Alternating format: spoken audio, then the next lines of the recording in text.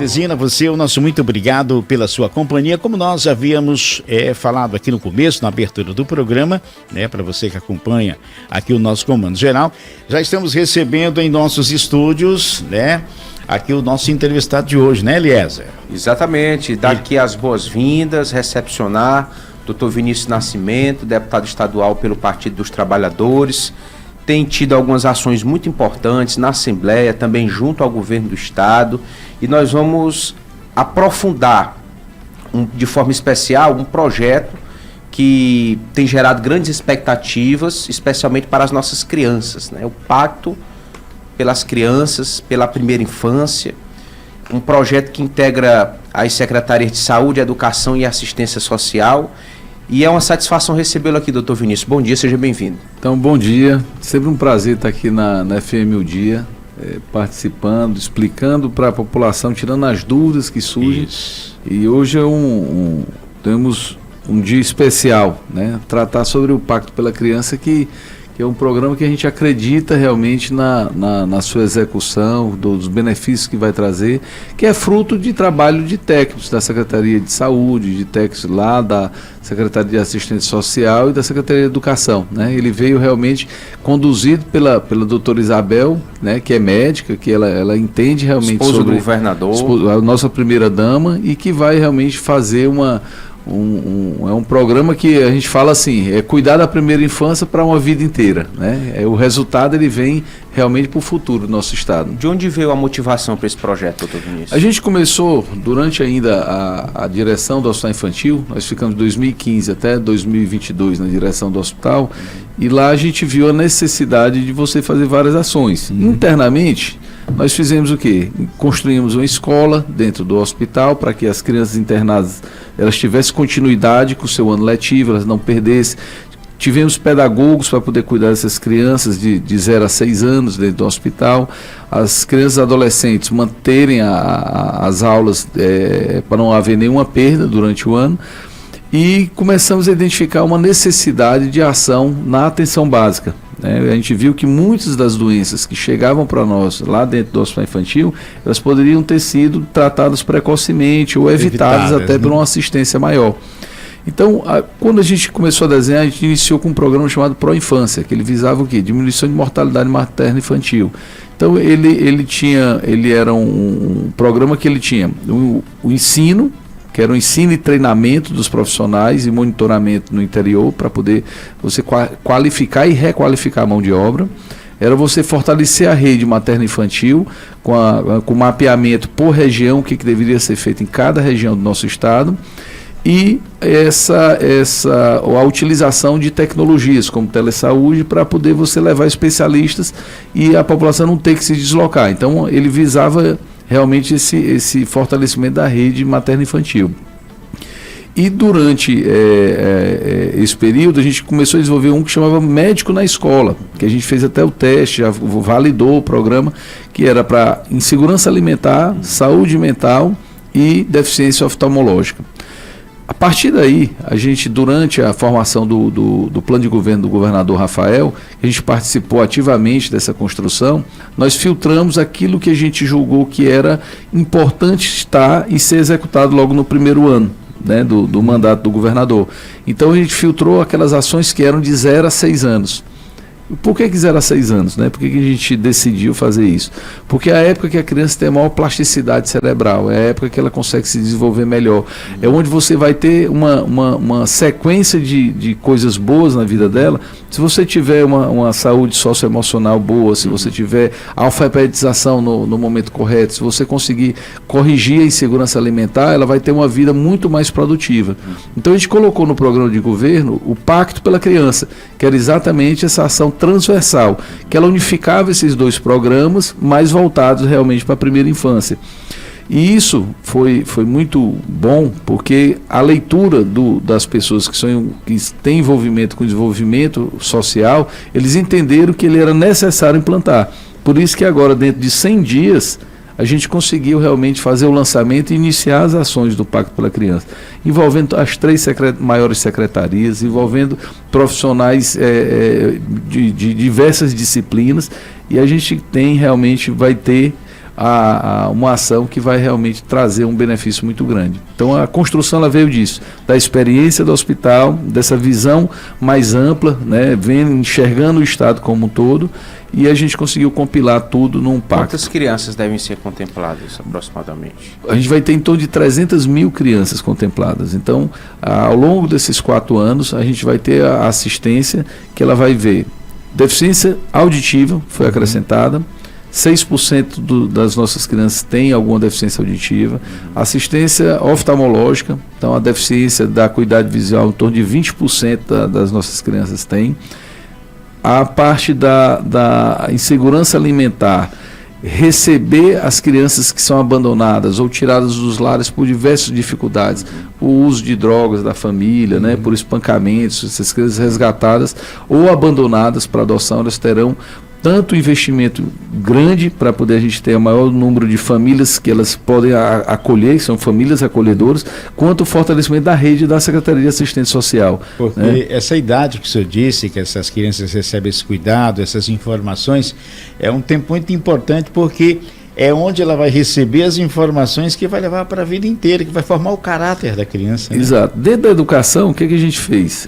O programa com alfabetização na idade certa, ele vai ser fortalecido para investimentos pesados em formação de profissionais e qualificação, para que a gente aumente o número de crianças assistidas. Então, não é a criança estar na escola. Não é assim, o lugar de criança é na escola, mas a criança vai estar na creche, na escola, sendo alfabetizada. Então isso é uma diferença muito grande. O filho do rico, ele vai para a escola, com 3 anos de idade ele está alfabetizado. É verdade. Chega com 5 anos, a criança já está começando a escola. Então, e a desigualdade social começa aí, né, doutor? Isso aí vai ter uma sequela para o resto da vida. Então, assim, esse pacto, ele realmente iguala a vida da pessoa que tem dinheiro da pessoa que não tem dinheiro. Ele vai dar condições para o filho do pobre ser alfabetizado na idade certa, para que ele possa concorrer ao longo da vida de forma igual para igual. Que a gente quer que as nossas escolas elas tenham a mesma qualificação, a mesma qualidade de ensino de uma escola privada. Porque não pode haver essa diferença de oportunidade na vida das crianças se você está vindo de uma escola pública ou de uma escola privada. Ele vai ter que ter a mesma oportunidade de vida. Então, isso que o governador Rafael acredita, com fortalecimento das escolas, colocação de ampliar, mais do que dobrar o número de escolas de tempo integral, lá na ponta botar um ensino profissionalizante, mas aqui no início vai fazer a diferença, que é alfabetizar na idade correta e dar as condições para essa criança ter o desenvolvimento socioemocional no momento correto. Doutor, o senhor Sargento está querendo saber do senhor como o seu mandato pode estar potencializando e ajudando a fortalecer os conselhos tutelares para dar um suporte nessa questão da criançada. O Conselho Tutelar, assim, ele tem uma função fundamental, né? Nós temos agora a escolha, né, de vários conselheiros, eles passam por uma prova que precisa realmente ter essa seleção inicial. Depois dessa prova vai ter a eleição daqueles que passarem pela prova, e precisa que realmente que a gente faça essa política municipalista para que a gente faça o fortalecimento desses conselhos. Não é só o número de conselheiros, precisa dar qualificação para o serviço. Então, eles têm que passar a ter acesso a tecnologias, eles precisam ter o fortalecimento da sua rede. É como você estruturar qualquer serviço de segurança, digamos assim. Tem que ter uma comunicação efetiva e precisa ter um envolvimento de tecnologia para você ter o mapeamento, georreferenciamento das crianças que estão maior e mais risco. Então, tudo isso aí é possível fazer desde que se tenha realmente uma dedicação para esse fortalecimento. Nós acreditamos no conselheiro tutelar como um fator de controle social, realmente. Agora, a gente precisa empoderá-los, precisa dar as condições. Então, é uma política municipalista que a gente pode, junto com eles, fazer a escuta. Nós estamos fazendo agora escuta em diversas áreas, exatamente para que a gente faça do nosso mandato de deputado estadual algo efetivo. Então, é uma pauta importante e vamos buscá-los para poder escutá-los e a gente ver em que gargalos a gente pode fazer a correção. Mas eu acredito que o envolvimento de tecnologias, empoderamento, fortalecimento da rede e melhoria da estrutura que eles dispõem, tanto de transporte quanto da parte de comunicação, é muito mais efetivo o trabalho do conselheiro tutelar. Bom dia, quero abraçar o nobre deputado e dizer que estou torcendo para que ele saia candidato a prefeito de Teresina. Não tenho dúvida de que será um grande gestor aí da nossa capital. Conte comigo, Benício Silva. Teresina pede socorro, né? E da forma que está, não pode continuar. A opinião do ouvinte. A opinião do ouvinte, né? Quero só passar a pergunta aqui do telespectador, acho que depois o deputado passar para essa pauta aqui. Olha, o Oliveira, da Zona Rural, ele diz: deputado, como o senhor pode estar nos ajudando a socorrer a Zona Rural de Teresina? Cito como exemplo aqui o povoado Santa Vitória, na Zona Rural Leste, por trás do Clube dos Comerciários, que está uma situação lastimável, intrafegável, e como o senhor pode estar ajudando através do seu mandato essa comunidade. Eu tenho uma relação muito próxima com a Zona Rural de Teresina, né? Esse final de semana mesmo a gente foi fazer algumas entregas ali na região da Serra do Gavião. A gente tem o maior cinturão verde, né? Que das capitais é o nosso de Teresina. E a gente tem visto que não tem tido tanto cuidado assim nessa região. Não é só de vias, é cuidado com as pessoas. As entregas que nós temos feito na Zona Rural é de treinamento para os produtores rurais, fortalecimento da agricultura familiar, é a criação de técnicas e monitoramento para o pequeno produtor, são os quintais produtivos, porque não é só produzir, você dá toda a infraestrutura técnica. Pessoa que vai produzir, vou dar um exemplo, quintal produtivo de ovo de galinha, para poder você fazer venda. A gente faz todo o acompanhamento técnico, coloca toda a equipe para tratar, que a gente, no início do programa, nós já temos quem é o comerciante que vai comprar aquela produção. Porque não é só você produzir. Qual é a dificuldade de todo mundo que produz? É a venda. Então, a gente pensa de uma forma muito mais ampla, né? Tanto na parte de tecnologia, colocando energia solar, porque hoje, na zona rural, você tem o poço, você tem a bomba, você tem energia, mas a associação não consegue pagar a conta de energia. Então, a gente tem os programas de implantação de energia solar para as comunidades, que aí você já consegue dar condições a eles a manter a produção e água para subsistência mesmo, né? Para poder você ou paga a conta de luz ou conserta a bomba às vezes, né? Então você já tira um gasto dessa população para poder eles manterem lá as condições tanto de produção quanto de manutenção, né? Digamos assim, da parte de água. Você tem que fazer uma ação muito ampla na zona rural. Tanto essa de formação de pessoas, qualificação de mão de obra. Você vê que tudo que a gente faz, ela envolve apoio técnico e formação, monitoramento e treinamento, porque isso é a base de qualquer desenvolvimento social que se precisa. E a gente precisa realmente, aqui na zona rural, que é uma zona rural rica, onde você tem a parte de turismo, você tem gastronomia, você tem a parte de produção, que elas não estão tendo aquele olhar que ele é necessário. Então, ali nessa região que pega ali Cacimba Velha, Taboquinha, Árvores Verdes e Serra do Gavião, nós estamos unificando, tendo um diálogo com as associações e nós estamos montando um plano de ação para lá, onde vai envolver uma rota turística, já tivemos com o secretário Pablo tratando sobre isso, nós teremos uma rota de gastronomia e uma rota para você fortalecer a produção local. Lá se você quiser ir lá hoje comprar farinha de qualidade, você tem cajuína de qualidade, verduras, galinha caipira, capote, ovo, tudo isso aí aquela comunidade produz. Então você tem um setor que, se ele é organizado, você junta o maior produtor financeiro, qual é? É turismo. O mundo inteiro investe em turismo. Então você tem na nossa zona rural aqui uma área extremamente forte e rica para você explorar e dar condições. Tem que liberar crédito, capacitar. Exatamente. Lá a gente foi com o Piauí Fomento, onde a gente conseguiu para 10 produtores locais um investimento em média de R$12 mil. Para quê? Para ele fortalecer e melhorar. Levamos o técnico para poder acompanhar o desenvolvimento e não ter falhas durante esse processo de produção. E levamos também infraestrutura.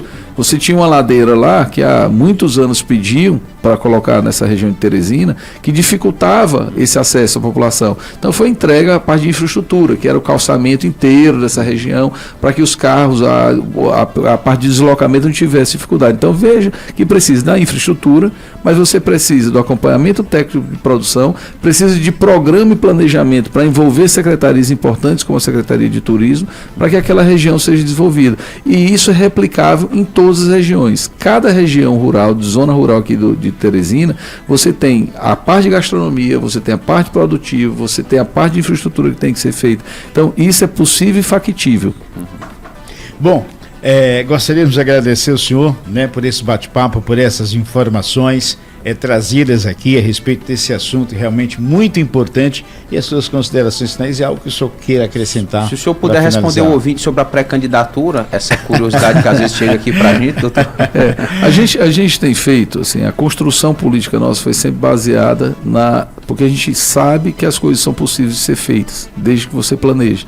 O Hospital Infantil foi um exemplo disso, um hospital que não tinha condições estruturais, não tinha registro de imóvel, e hoje recebeu da Anvisa, até essa última semana, 95% de conformidade. O que quer dizer isso? Que a criança e o servidor que estão lá dentro, eles estão protegidos, estão num ambiente seguro, né? Então a gente mostrou que era possível. Depois a gente avançou e fomos para a parte da política partidária. E nós temos uma responsabilidade muito grande por Teresina, porque dos 33 mil votos que nós tivemos, 12 mil veio de Teresina. Então a gente entende, nós estamos fazendo escuta em todos os lugares, e será intensificado a partir de agora. Porque os dois principais programas que a gente falou durante a nossa campanha, que era descentralizar a saúde por mecanismos de tecnologia e estruturação, segunda-feira o governador lançou. Na terça-feira lançamos o Pacto pela Criança. Então, as duas principais pautas, que foi a motivação da história da nossa candidatura, a gente, dentro dos 100 dias do nosso mandato, quer dizer, hoje faz 100 dias do nosso mandato, a gente cumpriu, junto ao governador, isso. O que mostra? Compromisso, de estar todo dia trabalhando, conversando, dialogando, juntando pessoas para que seja implantado, porque senão você não consegue colocar os programas para rodar. E a partir de agora, nós estamos fazendo as escutas em Teresina, porque a nossa responsabilidade por Teresina é grande. E Teresina precisa realmente de cuidado, né? A gente anda nas comunidades e tem sentido realmente uma necessidade. E nós estamos prontos, né? Somos alinhados ao governador Rafael, nós temos a capacidade de planejar, temos a capacidade de executar, e aquilo que a população decidir futuramente, nosso grupo, nosso time, junto ao governador, está pronto para poder realmente ajudar a Teresina. Então, nosso muito obrigado, senhor, por esse bate-papo, né, por ter aceito o nosso convite, vindo aqui ao Comando Geral, trazer essas informações à nossa comunidade, pessoal do nosso estado, do Piauí, do Brasil e do mundo. Afinal de contas, estamos aí nas redes sociais para todo, né, o nosso universo.